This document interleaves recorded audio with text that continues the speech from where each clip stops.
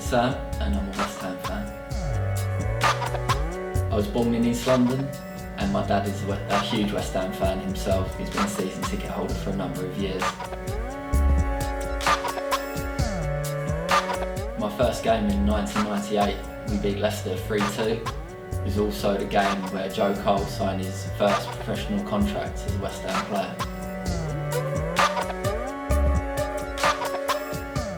In the past, it's probably been either Paolo Di Canio or Rio Ferdinand. I played centre-back myself when playing football, so obviously Rio was a player that I looked up to. Di Canio because he was an absolute magician on the pitch. He was the difference in those games where he was either drawing or just struggling to get a goal. But if we go way back, although I didn't see him play live, I have to say Bobby Moore. West Ham and England captain, and obviously was the main man when it comes to England winning the World Cup in 1966. I'd have to say Marko Arnautovic. The guy's world class. He's been an absolute revelation since we've moved him from midfield to striker. He's scored a lot of important goals for us.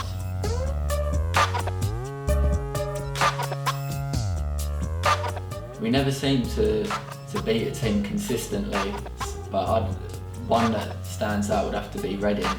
Even in the Championship, they used to sometimes give us a hammering, so I'd have to say that.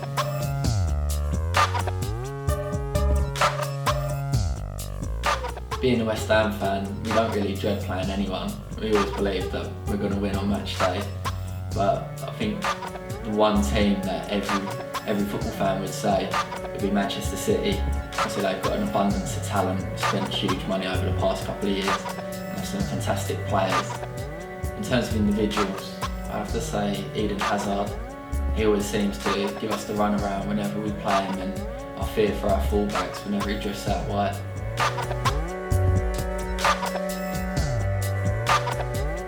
For me, I'd probably say Harry Redknapp. Probably a little bit of a different opinion compared to other West Ham fans, but I've met Harry personally and he's an absolutely fantastic bloke.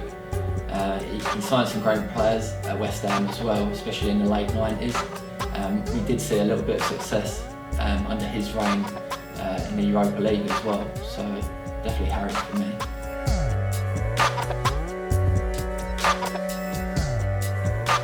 I worked with Harry quite closely about a year ago now. He was an ambassador of BetSafe, the company that I used to work for. We used to always go for dinners together, and one story that sticks out in my memory is the time he was given a customised pair of golf shoes by one of his closest friends. His friend had embroidered the England flag on the side of them because he thought Harry was going to get the England manager's role. Unfortunately, later that day, Roy Hodgson was appointed as the England manager, so the shoes were a little bit useless. So his friend then in turn had a Spurs badge embroidered on the side as he was Tottenham manager at the time.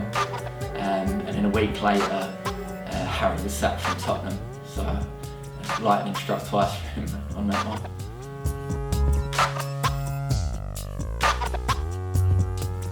I was a big fan that we appointed Manuel Pellegrini.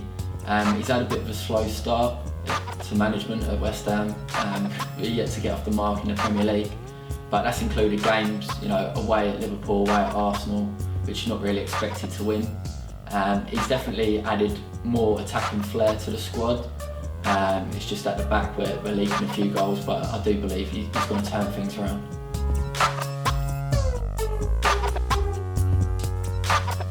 I'd say Pep Guardiola. I'm a big fan of the style of play that he's brought to every club that he's managed.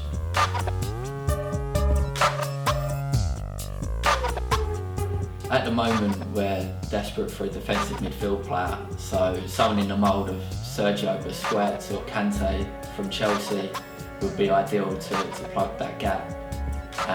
In the past, I'd love to see Paolo Di Canio pull on the claret and blue for another time. He's an unbelievable talent, and he absolutely loves the club, and the fans loved him.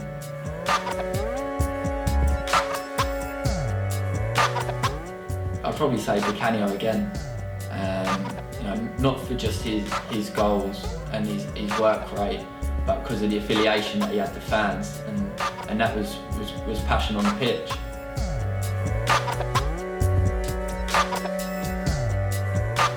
I'm a terrible singer, so I wouldn't want to sing it, but the song that we all we sing before the game as the players walk out onto the pitch is "I'm Forever Blowing Bubbles."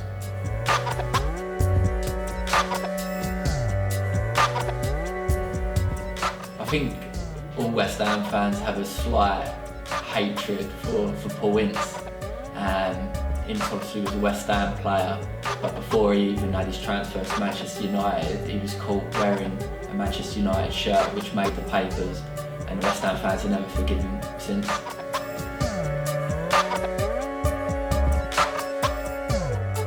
In goal, I'd have Phil Parkes. Right back, I'd probably have Sebastian Schemmel. He only was at West Ham for a couple of years, but in his first year he got Hammer of the Year. So I'm a big fan of Sebastian, and I've got a signed West Ham shirt by him. Centre backs, I'd have Rio Ferdinand and Bobby Moore. I don't think I need to say any more. And then left back, I'll go for the Terminator, Julian Dix. Central midfield, I'd have Trevor Brooking and Michael Carrick, with Joe Cole, Trevor Sinclair on the wings. And then up front, I'd have Paolo Di Canio and Carlos Tevez.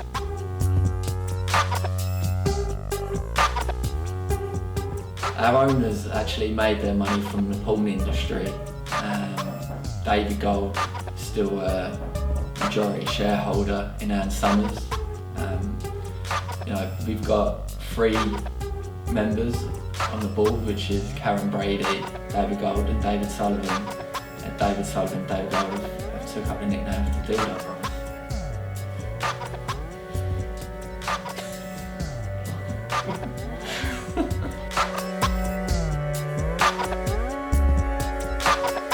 But at the new stadium, we currently have a running track around the side of the pitch, which makes the fans sit further away. Hopefully that will change in the future, but at the minute it's causing some issues. I don't think the players are necessarily getting that atmosphere, and you know, at Upton Park it was such a smaller stadium where, you know, if the player was taking a corner you could almost touch him, and it just feels we're a little bit distant away from the action really.